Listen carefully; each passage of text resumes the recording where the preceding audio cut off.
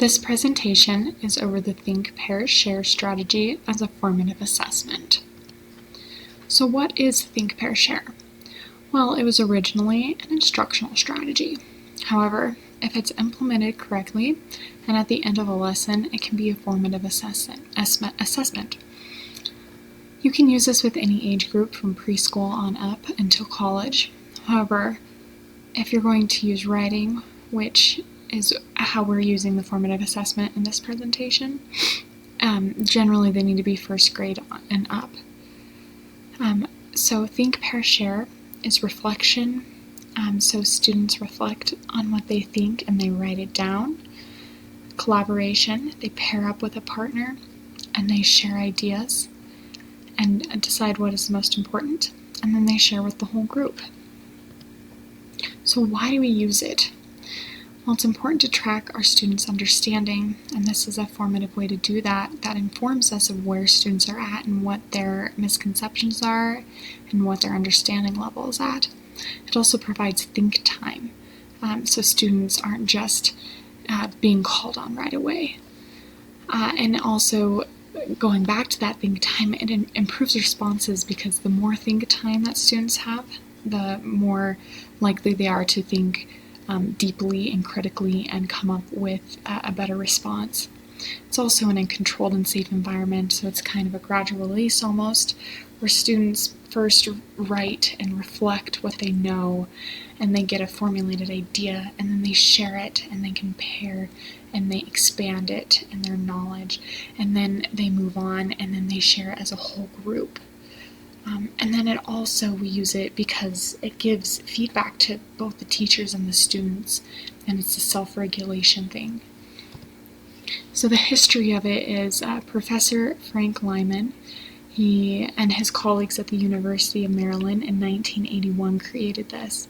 And they did this because they were concerned about teachers not providing students with adequate think time, and this is one way that they determined could solve that problem. So there's many variations of Think, Pair, Share. So there's Write, Pair, Share, which is kind of what this presentation covers with formative assessment. There's Think, Pair, Square, where two people pair up with another two people and they share their information. There's Turn to Your Neighbor and Discuss, which is kind of like Turn and Talk. There's Pair and Compare, which is kind of like the Think, Pair, Square again. Timed Pair, Share, they have an allotted time, and then they pair and then they share. And then Formulated Share, Listen, Create. So they formulate their idea, and then they share it with their partner, and then they listen to their partner, and then they create a conclusion based on that. So the development of this requires a lot of planning for this type of assessment, because we need to know the outcomes and the standards. You want to align your questions with what you're going to be testing the students on later, so it's not a surprise to them. We also want to keep the questions open-ended, so students have enough room to, make sense of their understanding and explain it in their own way. However, we still want to set parameters so students aren't just taking it anywhere and they have a goal in mind. And then we need to make sure that expectations are set, that both students take turns, and that one doesn't dominate the other. In the classroom, we implement it in several ways. So some teachers, after a lecture, students could fill out the Think, Pair, Share like you see on the screen. Or after an assigned reading, they could put their thoughts down and then what their partner thought about that reading, and then share it with their classmates. And then back to the lecture, with that they can both write down, what they got from it, and then they can see if they missed any gaps and they needed to fill anything in, and then they can share it with the class, and then that just provides students with more information. And then during an observation, which I think this one's really cool, like a science observation. So one student observes something like the bacterial growth on a plate, and another student does the same thing, and they share their answers, and they get more data, and they compare and see what's different and similar, and then they draw conclusions based on that, and then share it with the class.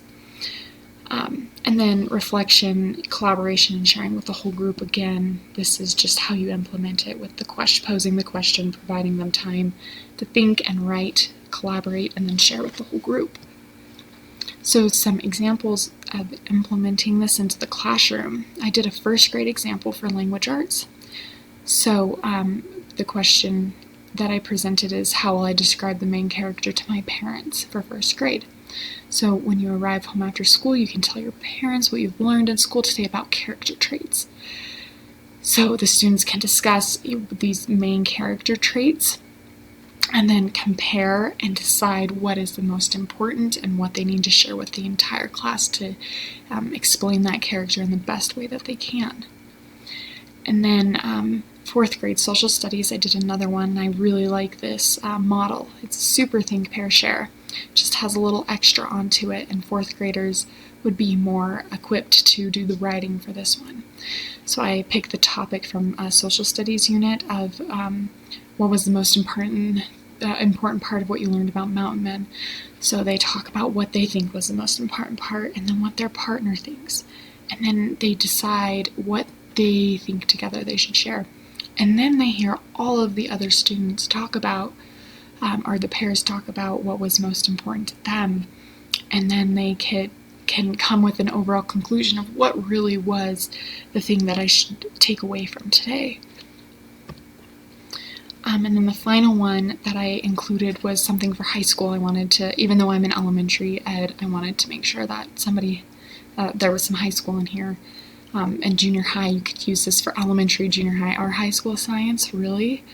But the idea is that students would observe cells in different stages of mitosis under a microscope, write down the observations, share with a partner, and then decide what's most important to share with the class. So this was the one I was talking about earlier. So you have my observation, my partners, and then our conclusion, and they just get more information, more data, and draw stronger conclusions.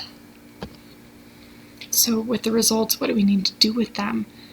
Well, you could do scoring. You could do a 3-point system, 1 point for each column or row or section or whatever you want to call it. And then, or you could do, 3 points for each one and score them on other things. But I'm more inclined to do it more as an informal assessment with no score, just so you know what's going on in the class, almost as an exit ticket. And then providing written feedback on the form to them. That's one way to provide feedback, is making comments. And another way that I think is really important is oral feedback during the whole group time, because then you can hit misconceptions right away. And then addressing the whole entire class was also another way to provide feedback, because maybe 75% of the kids miss something, and then you can address it right there.